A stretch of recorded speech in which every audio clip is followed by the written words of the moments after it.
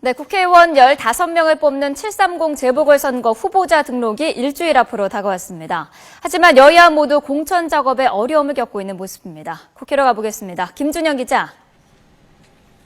네, 국회에 나와 있습니다. 네, 자 먼저 새누리당 움직임부터 살펴보죠. 김문수 전 경기지사, 또 임태희 전 대통령실장의 공천은 어떻게 진행되고 있습니까? 네, 새누리당은 먼저 이번 재보선의 승부처로 떠오른 서울 동작을 선거구를 전략공천 지역으로 결정했습니다. 새누리당은 이곳에 김문수 전 경기지사를 필승카드로 내세운다는 방침입니다. 하지만 김 전 지사는 아직 출마하지 않겠다는 뜻을 굽히지 않고 있습니다.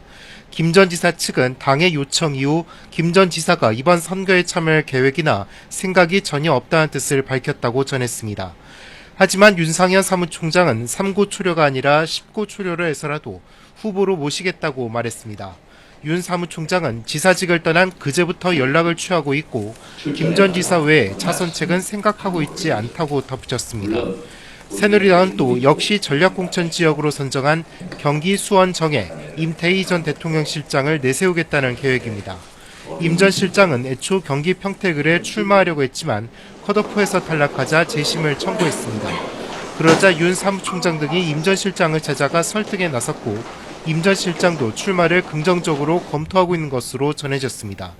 새누리당 공천관리위원회는 또 오늘까지 수원병 선거구에 대한 공천 신청을 받고 신청이 마감되면 면접 절차를 진행합니다. 네, 새정치민주연합 역시 공천 작업에 어려움을 겪고 있죠. 네, 그렇습니다. 새정치연합은 오늘 오후 공천관리위원회 회의를 열고 당내 경선 지역과 전략공천 지역을 결정할 예정입니다. 경선이 치러질 것으로 보이는 광주 광산을 공천과 관련해서는 수도권에서 사선을 지낸 천정배 전 의원을 경선에서 배제시키는 방안을 검토하고 있는 것으로 알려졌습니다. 천 전 장관과 측근들은 어제 오후부터 언론과는 접촉하지 않고 숙고에 들어간 것으로 전해졌습니다. 이 같은 상황에서 오늘 박원순 서울시장이 광주를 방문할 예정입니다. 공식적으로는 윤장현 광주시장을 만나 혁신 정책을 공유하는 협약을 체결하기 위한 겁니다. 하지만 역시 광주 광산을 출마를 선언한 박 시장의 측근인 기동민 전 서울시 정무부시장을 간접적으로 지원하려는 것 아니냐는 해석도 나오고 있습니다.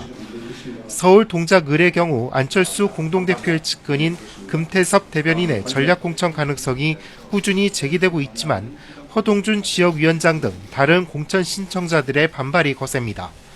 이 같은 상황에서 당 지도부가 동작을의 경우 후보자 등록이 이뤄지는 오는 10일과 11일 무렵에 공천자를 확정할 것이라는 관측이 제기되고 있습니다. 대전 대덕 전략공천설이 나오고 있는 최명길 전 MBC 부국장은 잠시 뒤 대전시장에서 공식 출마 선언을 할 예정입니다. 지금까지 국회에서 전해드렸습니다.